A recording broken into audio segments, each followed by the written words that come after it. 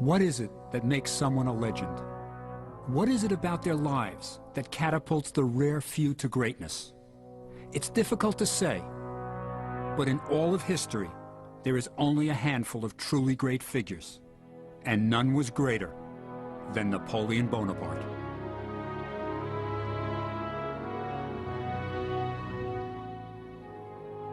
This is the tomb of the most famous ruler in the world, one of the most interesting and complex men who ever lived, and one of my favorite people.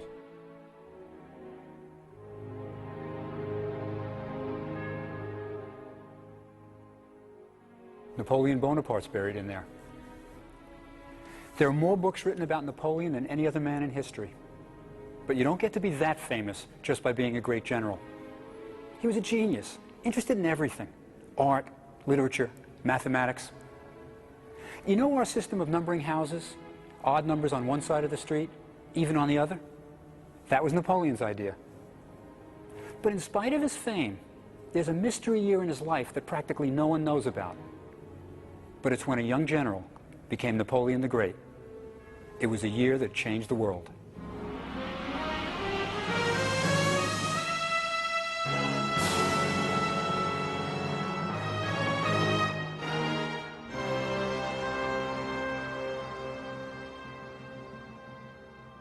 Our story begins 200 years ago, in Egypt. A land virtually unknown to Europeans of that time. This was a country that had lost touch with its glorious past, its vast temples and monuments shrouded in mystery, its ancient writings indecipherable. The Egypt of Napoleon's day was an Islamic country. The skyline of its capital, Cairo, filled with the mosques and minarets of the faithful. Bonaparte was only 29 and had just amazed the world with his military victories in Italy. He intended to establish his fame and glory by conquering Egypt. But why Egypt? Well, France was at war with Britain, and by conquering Egypt, Napoleon would block the trade routes to Britain's most valuable possession, India. There was another motive as well. Bonaparte was hungry for a new challenge. Europe, he wrote, is a molehill. Everything wears out. My glory is already past, and this tiny Europe does not offer enough of it. We must go to the East. All great glory has always been gained there. Seeking fame and glory, Napoleon would follow in the footsteps of his hero, Alexander the Great. He would sail for Egypt, that exotic land that for centuries had remained isolated from the Western world. After weeks at sea, the French landed near Alexandria, then a sleepy seaport, and they captured the city with little resistance. The country wasn't even ruled by Egyptians, but by Mameluke warriors who had seized control of Egypt.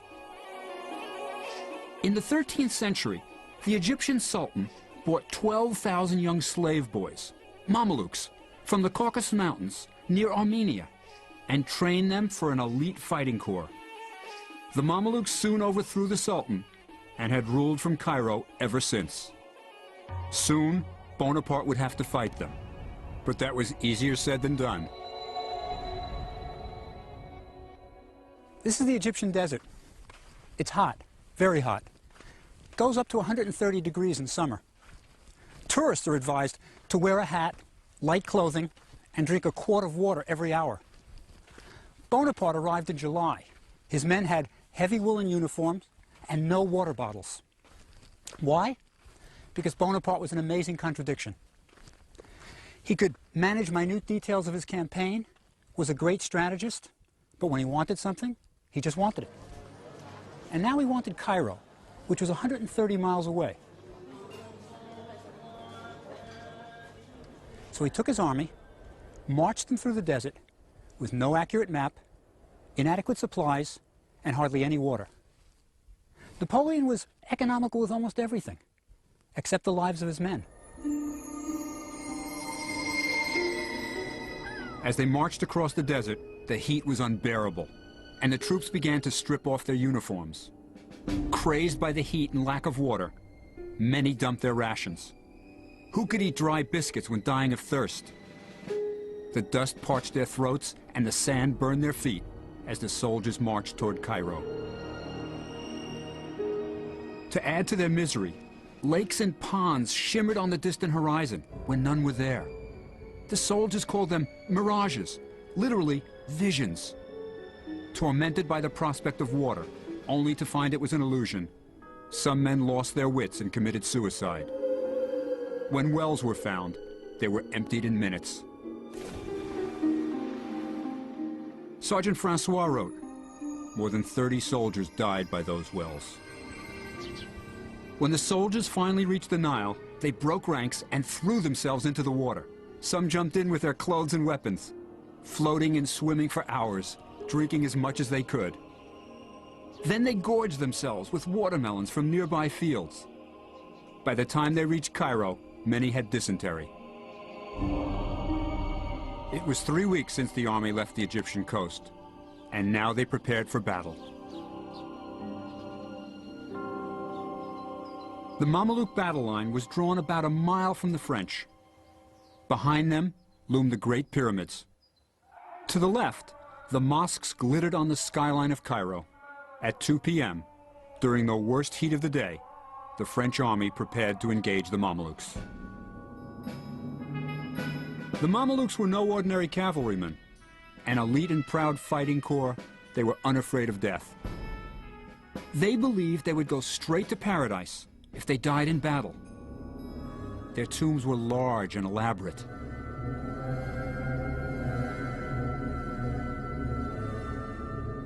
Bonaparte ordered his divisions to arrange themselves into the well-known square formation. Rifles at the outside, baggage and cavalry inside, and the artillery at the outer corners. The Battle of the Pyramids was unlike any other. For the first time in history, a European professional army would clash with the elite Oriental fighting class.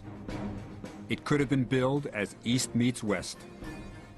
The Mamelukes were fresh and confident. Their costumes were exotic, armed with daggers, rifles, battle axes and pistols. The Mamelukes were a formidable sight. Napoleon always knew how to inspire his men. Pointing to the pyramids, he shouted, "Soldiers, 40 centuries look down upon us." The Mameluke cavalry charged the French squares. The disciplined French troops waited until the Mamelukes were almost upon them and met the charge with devastating firepower. The attack was repeated again with the same result.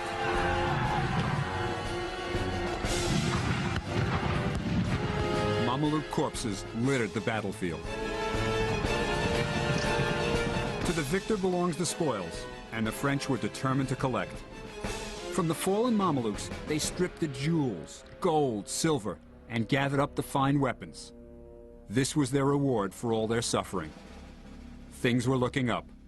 Bonaparte had conquered Egypt. Let me tell you a neat detail about the Battle of the Pyramids. It was fought here, at Mbaba, in a melon patch.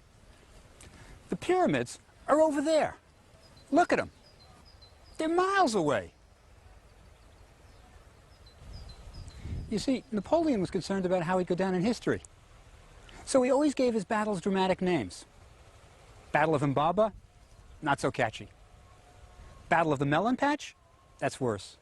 So history knows it as the Battle of the Pyramids.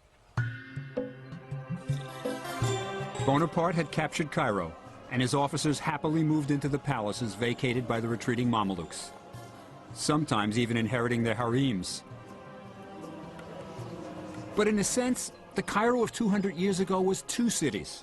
There was the Cairo of the masses, teeming with bustling bazaars that offered exotic products of every kind, from frankincense and myrrh to fezzes. Craftsmen made baskets, rugs, pottery. The French soldiers were fascinated by the covered markets and traded buttons from their uniforms for goods. Besides the strange and wonderful wares of the bazaar, there was the exotic slave market, where for a month's wages you could buy a slave girl. Then there was the glorious Cairo of the Mamelukes, whose mysterious palaces were full of hidden rooms.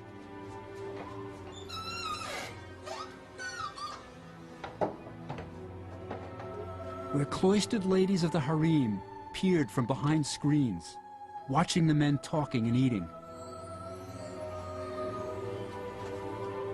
The Mamelukes lived in great luxury, with mosaic floors and staircases of marble, alabaster, polished granite.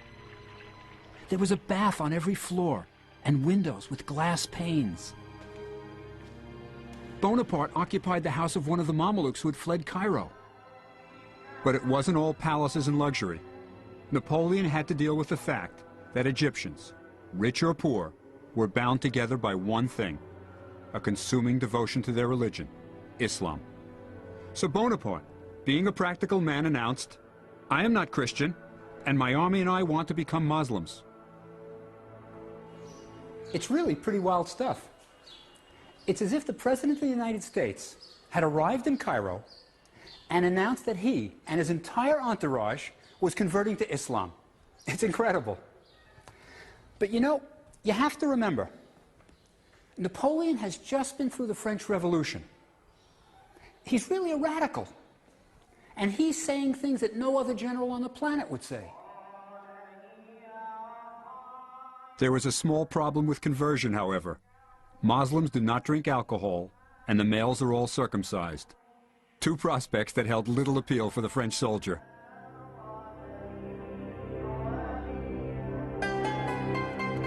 As the army settled in Cairo, Bonaparte must have been pleased. He had just vanquished the Mamelukes and was master of Egypt. But then disaster struck. Napoleon had defeated the Mamelukes and taken possession of Egypt. But his luck was about to change. In this bay at Abu Qir, on Egypt's Mediterranean coastline, Napoleon came face to face with disaster. You see, he wasn't alone. The British fleet, commanded by England's greatest admiral, Horatio Nelson, had been searching for their French enemy. And at Abu Qir, they finally cornered their prey. The French admiral had wanted to sail his warships to a safer anchorage, but Napoleon insisted they stay in the Egyptian waters. It was a decision that was going to cost him. That's because Abu Qir Bay is an admiral's nightmare, an unprotected, shallow bay that today is only used by fishermen who wouldn't dream of mooring overnight, let alone anchor there for a month. The French admiral, Brie, anchored his fleet as close to the coast as he dared, and aimed all his cannons seaward in case Nelson found them, which is exactly what happened. At 2 o'clock, on the afternoon of August 1st, Nelson spotted the entire French fleet at Abu Qir Bay. If he waited for his fleet to catch up to him, it would be 6 o'clock before he attacked. With only a couple of hours of daylight remaining, Nelson decided to fight the most spontaneous naval battle in history. The French expected the British to fight in the accepted way, to wait until daybreak, and then sail their ships opposite the French and fire away until one surrendered. But Nelson threw the rulebook away and sailed straight into the attack. As the British ships neared the French line, they saw that they could slip between the shore and the anchored French ships. Never expecting to be attacked from the shore, the French had no guns facing in that direction, and the battle became a rout. As the battle raged through the night, the roar of cannons and screams of the wounded and dying filled the air.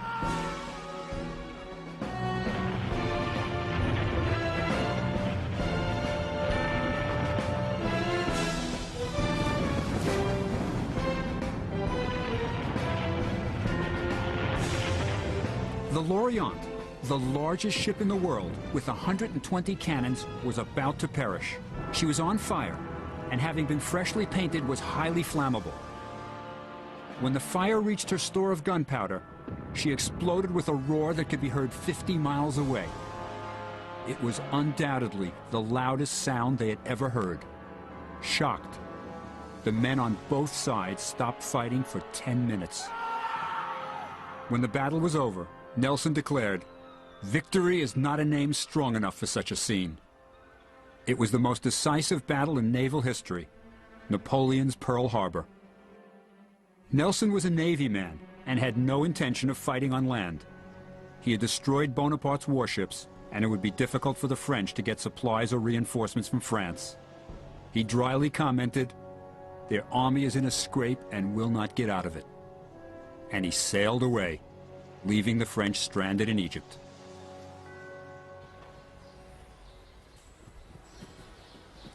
Imagine Napoleon's situation. His fleet is destroyed. He's stranded. He can't get supplies or troops from France. It's a military disaster. What's he going to do?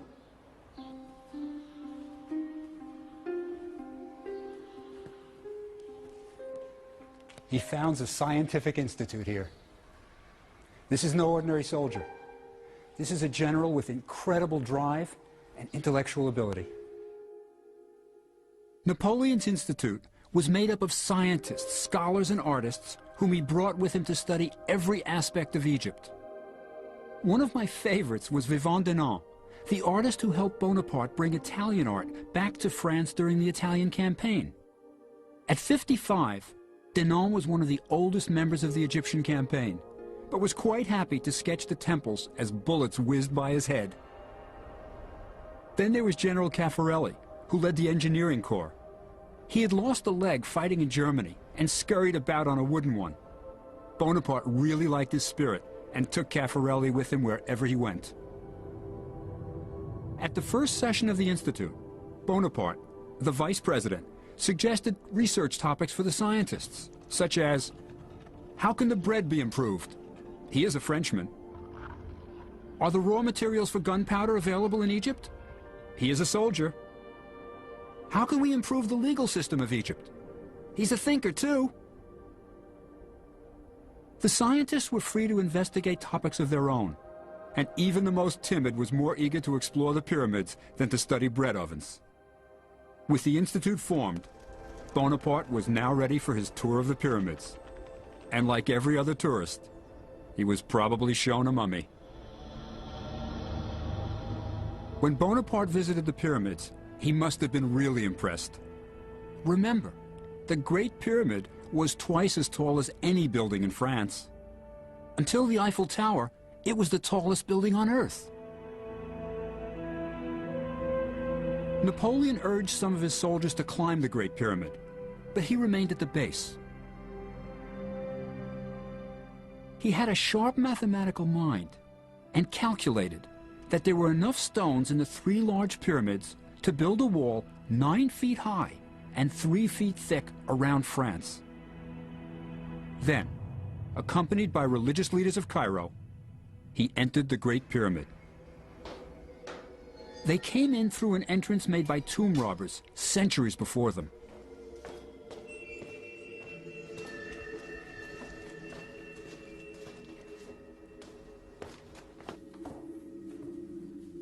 Napoleon climbed up through this passage into the Grand Gallery.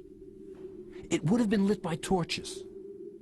As he climbed higher and higher, he must have wondered what he was going to see. Then he entered the burial chamber of the pharaoh. When Bonaparte came in here with his entourage, it looked pretty much like today. Just a stone sarcophagus. The rest had been robbed thousands of years ago. Then he did the unexpected. He asked to be left alone in the king's chamber.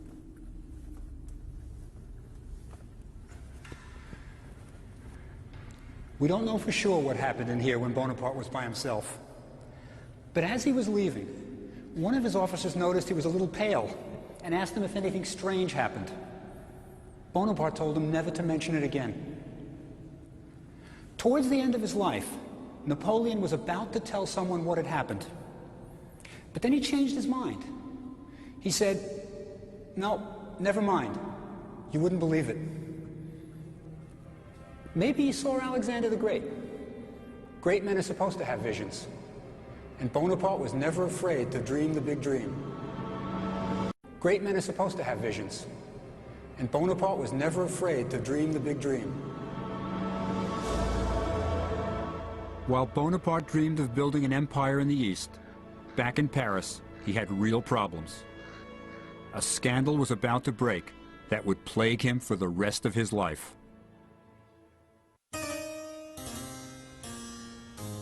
Before leaving France for Egypt, Napoleon had married Josephine, an older widow with a scandalous reputation. As soon as he was away in Egypt, Josephine began living up to her reputation for excess and self-indulgence. She spent her husband's money as if there was no end to it, and bought Malmaison, a chateau on the outskirts of Paris, which she lavishly furnished. She was indiscreet, running around Paris with a series of stylish young men. People began to talk. Napoleon chose to ignore the letters telling him of her infidelities and to dismiss the obvious. Napoleon really understood men. He could get them to do anything for him. But when it came to women, he didn't have a clue. Anyone who did wouldn't have married Josephine. But finally, Bonaparte was forced to accept the reality of Josephine's infidelities. Distressed by the knowledge of Josephine's trysts, Napoleon soon found solace in the arms of Pauline Faure, the 20-year-old wife of one of his lieutenants. Lieutenant Faure was quickly sent on a fool's errand to Paris, and Pauline moved into a mansion next to Napoleon's. While the affair flourished, the Scientific Institute began their study of Egypt. The artist Denon was overwhelmed by the sight of the Sphinx and wrote, "Although its proportions are colossal, those contours which have been preserved are supple as they are pure. The expression on the face is gentle, graceful, and serene. The mouth, with its thick lip, has sensuality in its sweep and refinement of the execution that are truly admirable. It is living flesh." Denon wanted to see the rest of Egypt, so he accompanied the French army pursuing the Mamelukes in the south. He would be the first to sketch the southern monuments from Egypt's ancient past. He would have a chance to wonder at the great temples, at Karnak and Luxor, sketch the mysterious carvings in the Valley of the Kings, gaze on the colossi of Memnon. He would record it all. His only fear was that he might not have enough time and materials. He did in fact run out of pencils, and solved the problem by melting lead bullets and improvising. We still call them lead pencils today. Overwhelmed by the antiquities of Egypt, Denon was constantly asking the soldiers for more time to draw the temples and tombs. He was the first professional artist to enter the Valley of the Kings, the legendary burial place of Egypt's pharaohs. Denon had never seen such a landscape. An isolated valley, gleaming white in the sun, totally devoid of life. And carved into the sides of the valley were what looked like caves, half clogged with debris. Inside were the tombs of the kings. He was desperate to record the tomb paintings with their vibrant colors. How was it possible to leave such precious curiosities without taking a drawing of them? How to return without a sketch to show? I earnestly demanded a quarter of an hour. I was allowed 20 minutes. One person held a taper to every object that I pointed out to him, and I completed my task with spirit and correctness. Denon wasn't the only scientist working in the Valley of the Kings. Two of the youngest members of the Institute, René Devilliers and Prosper Jollois, were having the time of their lives.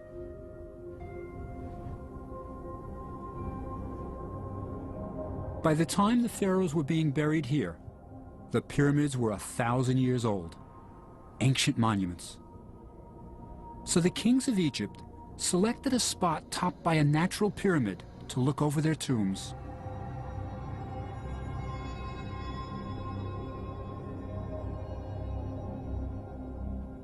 The two young engineers, in high spirits and seeking adventure, climbed out of the Valley of the Kings into a second valley that held no known tombs. They discovered one.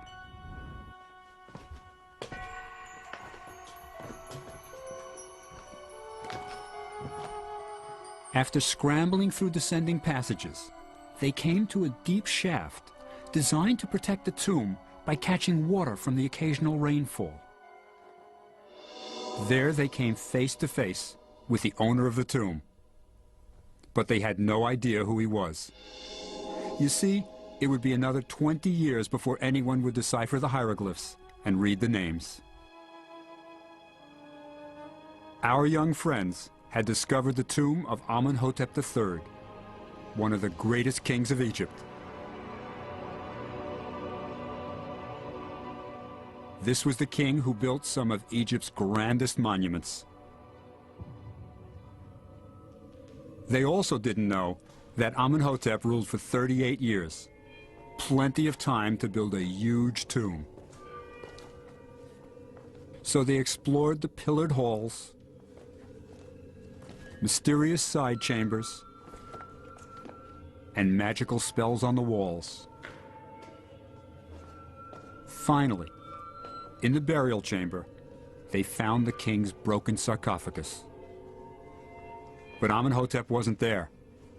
Ancient tomb robbers had gotten to him thousands of years before. After the young scientists, 2 centuries of scholars would follow. They would discover incredible treasures in the Valley of the Kings. Mummies of the pharaohs, the gold of Tutankhamun. But Napoleon would never see the valley. A revolt had broken out in Cairo, and he was fighting for his life.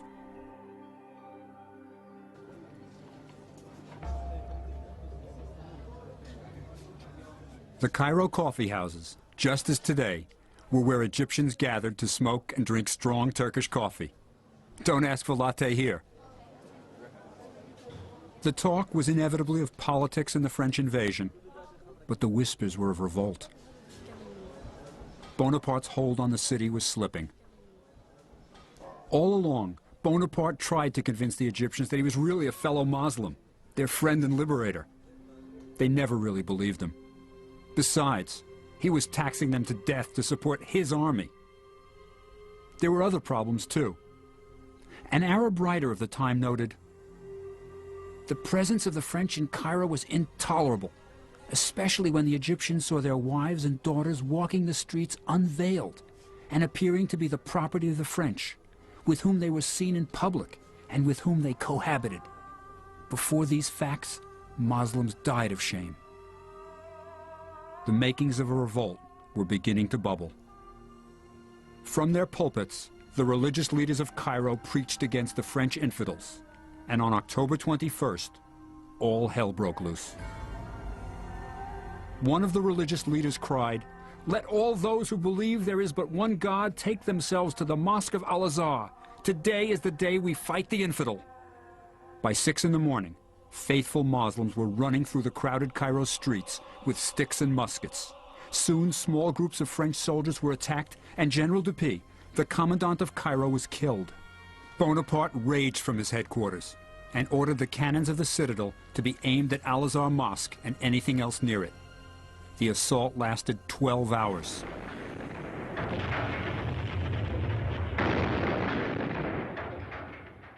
One Arab account says this bombardment was so terrible that people ran into the streets to hide in holes. Finally, the Egyptian rebels hiding in the mosques surrendered.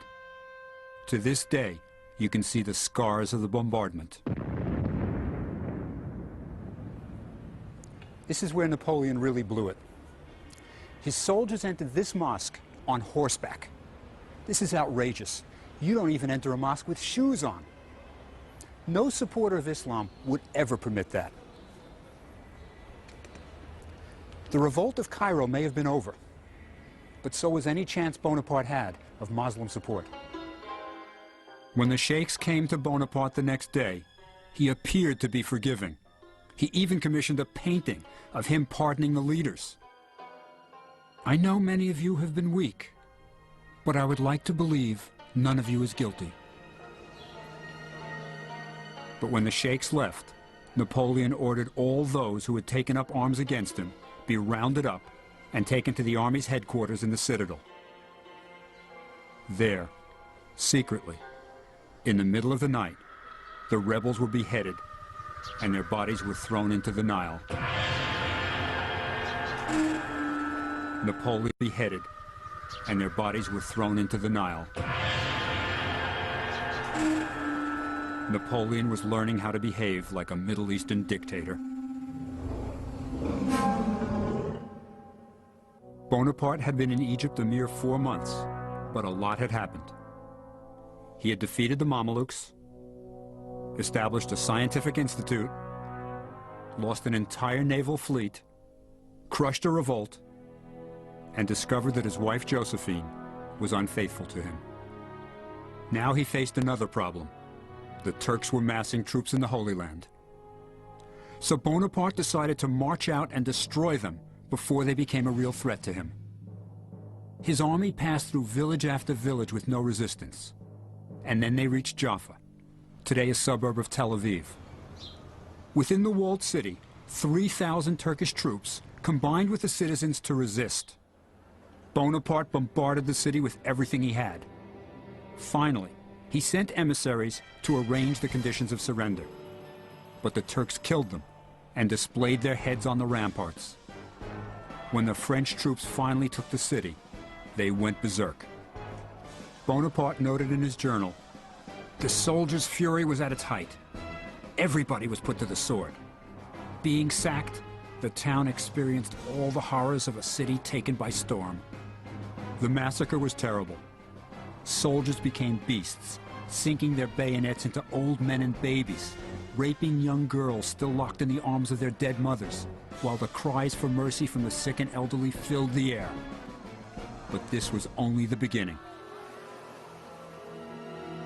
This beach wasn't always the scene of family fun and swimming. When Napoleon was here, 3,000 Turkish troops, given assurances by Bonaparte's officers that they would be treated as prisoners of war, surrendered.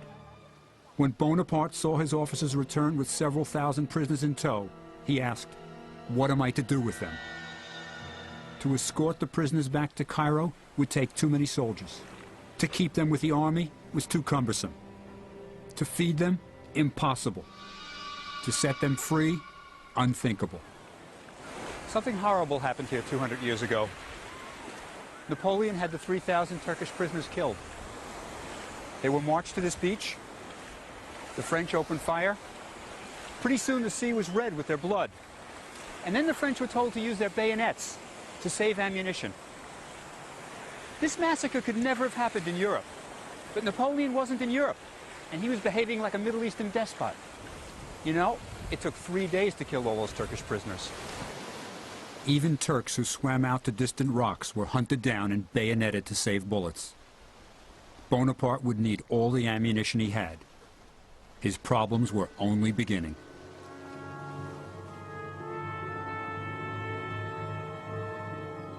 When Napoleon entered the Holy Land, the plague was raging and dozens of his men were dying every day. To ease the suffering of his troops, Napoleon opened a hospital in Jaffa that was soon overflowing with victims. Everyone was terrified of the plague. For centuries, the disease had decimated entire countries. It seemed to come from nowhere, and no one knew its cause. What people did know was that it was a horrible death that began with fever and huge pustules covering the entire body.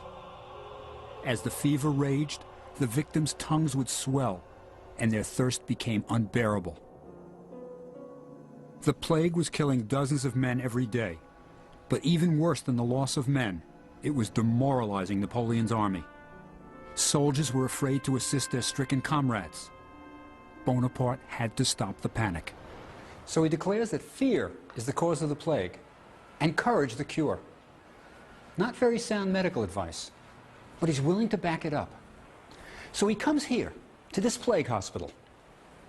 He talks to the patients, and then, master of the grand gesture, he shocks everyone. Lying at his feet is a hideous corpse. The soldier's uniform is stained by burst pustules. What does he do? He kneels down here, picks up the dead man, carries him to a more dignified resting place, and places him down.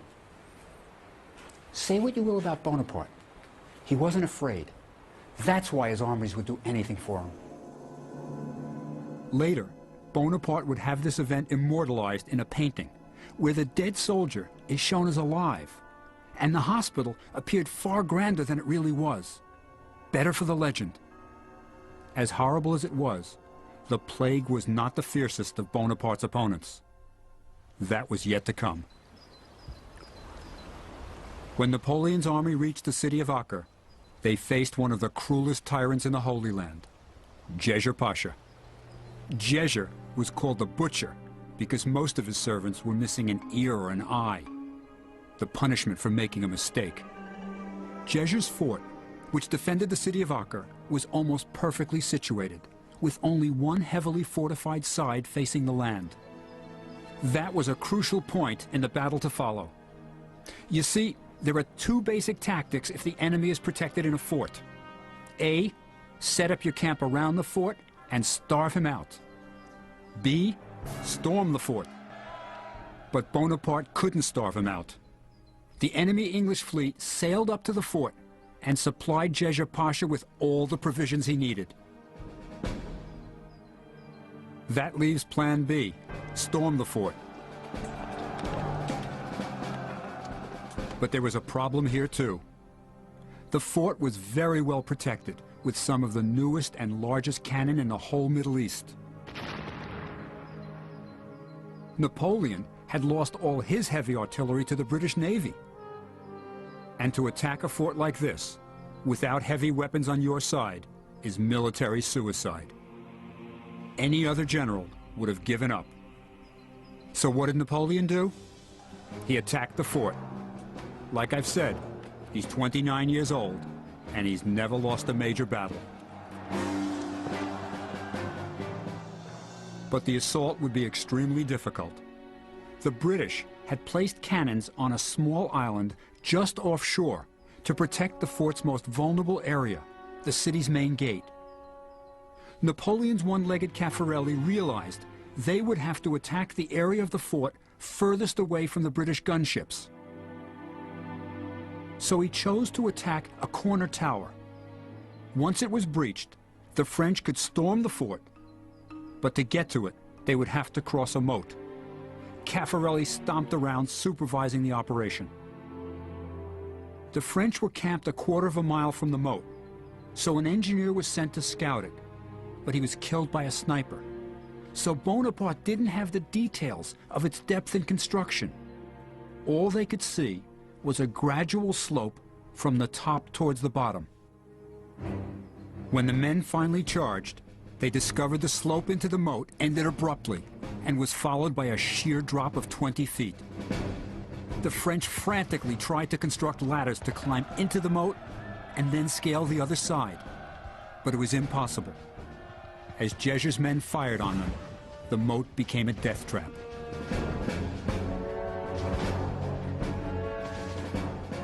Napoleon hated sieges because troops were forced to attack one small area. He liked battles involving open troop movements, where his genius as a strategist could come into play. This was not his game. Now Bonaparte was running out of ammunition. So he printed a special order of the day, encouraging his men to sneak onto the battlefield and retrieve cannonballs. Each man was paid according to the size of the cannonball he brought back. Some enterprising soldiers built a mock fortification on the beach, hoping Djejer or the British would fire some large ones at it, because it was easier to dig cannonballs out of the sand. And they were paid twice as much for the big ones. The soldiers could certainly use the extra money. They hadn't seen their regular pay in months. In spite of Bonaparte's efforts, Acre wouldn't fall, and the word arrived that more Turkish troops were preparing to invade Egypt. Napoleon had to fold his tent and sneak out in the middle of the night. He had just experienced his first major defeat in battle. But you would never know it from the message he sent back to Cairo. I have razed Djejer's palace and the ramparts of Acre, and I have bombarded the city in such a manner that not one stone remains in place. Now that's damage control. You can still see the fort standing on the Israeli coast today.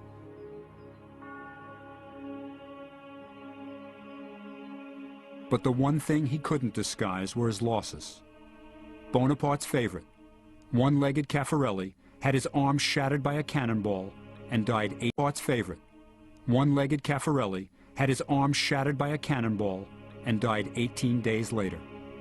He's buried here. Caffarelli's in there. He's minus a leg and an arm. But that's not all he's missing. Bonaparte had his friend's heart removed and mummified so he could bring it back to France with him. That's the kind of thing that made him a legend. Who would think of doing something like that? As I said before, this is no ordinary general. As the army marched back to Cairo, Bonaparte was faced with difficult decisions. Many of his men, too sick to be moved, had to be left behind. Those who could travel were carried on horses and camels. But the animals were also needed to pull the field guns, and Napoleon didn't have nearly enough. When they reached the city of Tentura, 22 cannons were dumped into the sea, freeing more horses and camels to carry the wounded. The surgeon Larrey devised a camel ambulance. Bonaparte walked. As the men marched back through Jaffa, where Bonaparte had massacred the Turkish soldiers, he had yet more tough decisions. His soldiers in the plague hospital were too sick to be moved, and the Turks were closing in. Today, the picturesque Armenian monastery that once housed so much suffering is in sad decay. But standing here, one can imagine the screams of delirious men awaiting death. And in these rooms, a moral drama played out 200 years ago. Bonaparte ordered the remaining French plague patients to be poisoned rather than leave them to be tortured by Jeger's men.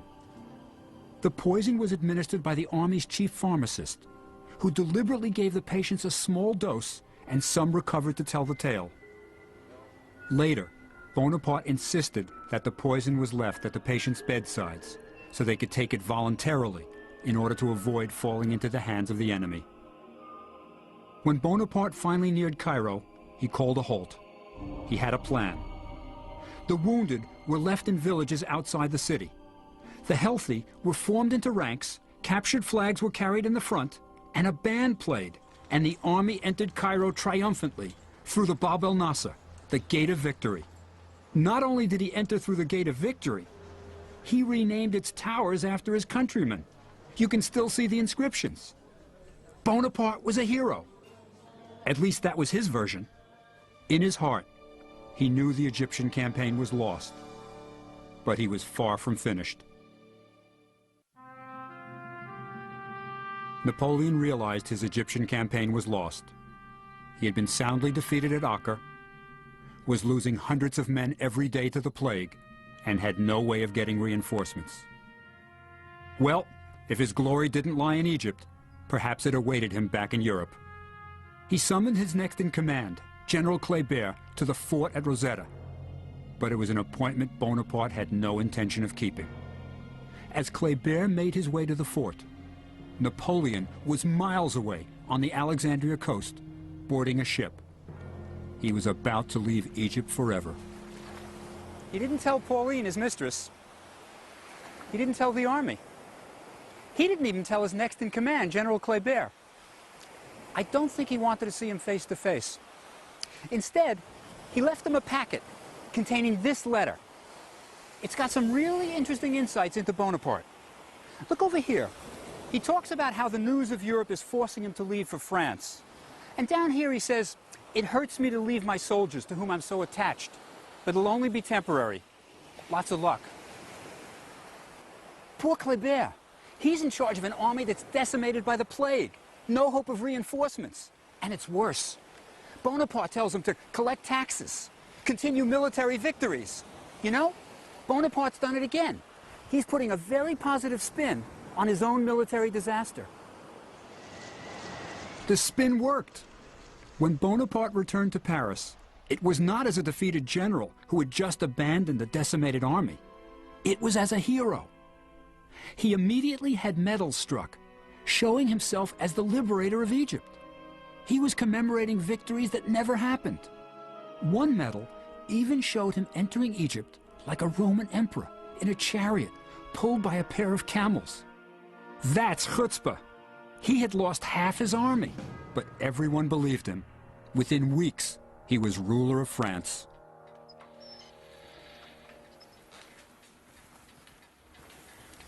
Well, as I said before, Napoleon knew how to spin his own legend, but he sure didn't know much about women. When he returned from Egypt, the unfaithful Josephine tearfully convinced him to return to her. And he did. But he didn't just return to Josephine. He returned to a stack of unpaid bills for this place, the love nest she had bought while he was in Egypt. And it wasn't just the building he was paying for. She was furnishing it lavishly, expensively. Bonaparte may have been unhappy about the bills he had to pay, but let me tell you, it's a great place to run a country from. Our story doesn't end here. The lives of many were changed by his dreams of glory. The general he left in charge, Kléber, was assassinated in Cairo less than a year later. The army continued to be decimated by the plague and finally surrendered in 1801 to the British. The survivors felt fortunate to have escaped with their lives. The scientists? They continued to collect their antiquities, birds, and plants until the day of surrender. When they learned that all of their drawings and collections were going to be confiscated, they said they would rather go to England with their specimens than return home to France without them. The British kindly let them keep everything. Well, almost everything. You see, some of the scholars spent their time copying hieroglyphic inscriptions, hoping it would lead to the decipherment of the ancient language. Then they got their break. As the soldiers were shoring up the foundations of the fort at Rosetta, they came upon ancient blocks inscribed with hieroglyphs. One, a large stone, bore the same inscription written in ancient Egyptian and Greek. They knew they had stumbled upon something very important. The British wouldn't let the French keep the Rosetta Stone and took it back to England, where you can still see it today in the British Museum. 20 years later, the French scholar Napoleon, using the Rosetta Stone, cracked the code and read Egyptian hieroglyphs for the first time in 2,000 years. So the deciphering of hieroglyphs came out of Napoleon's quest for glory. It was the beginning of modern Egyptology, perhaps Napoleon's greatest legacy. And Napoleon? Well, if you remember your history, he eventually crowned himself emperor. But in the end, his impatience and overconfidence did him in. As in the Egyptian campaign, Bonaparte invaded Russia unprepared for the weather, this time freezing winter conditions. He lost more than 250,000 men. It was in Egypt that Napoleon first tasted absolute power. In the shadow of the pyramids, he realized he could inspire men to almost superhuman deeds. It was in Egypt that a young general named Bonaparte became Napoleon the Great. After his final defeat at Waterloo, Napoleon died in exile, but always wanted to be buried in France. 20 years later, he finally got his wish. When the body was returned to Paris, it was the dead of winter, the temperature below zero. Napoleon's body moved through the streets in a gilded temple-shaped hearse draped in purple and gold. Old soldiers, veterans of Waterloo, Russia, and the Egyptian campaign, lined the streets in ill-fitting, tattered uniforms to salute their emperor one last time. 36,000 official passes were distributed for the funeral, but so great was his legend that more than 250,000 requests were made. In spite of all his failings, Napoleon Bonaparte was a great man, a visionary who saw no limits, and his men were proud to have been part of his vision. So he lies here, under a great dome. His epitaph? Let him rest in peace beneath this dome. It is a helmet for a giant's head.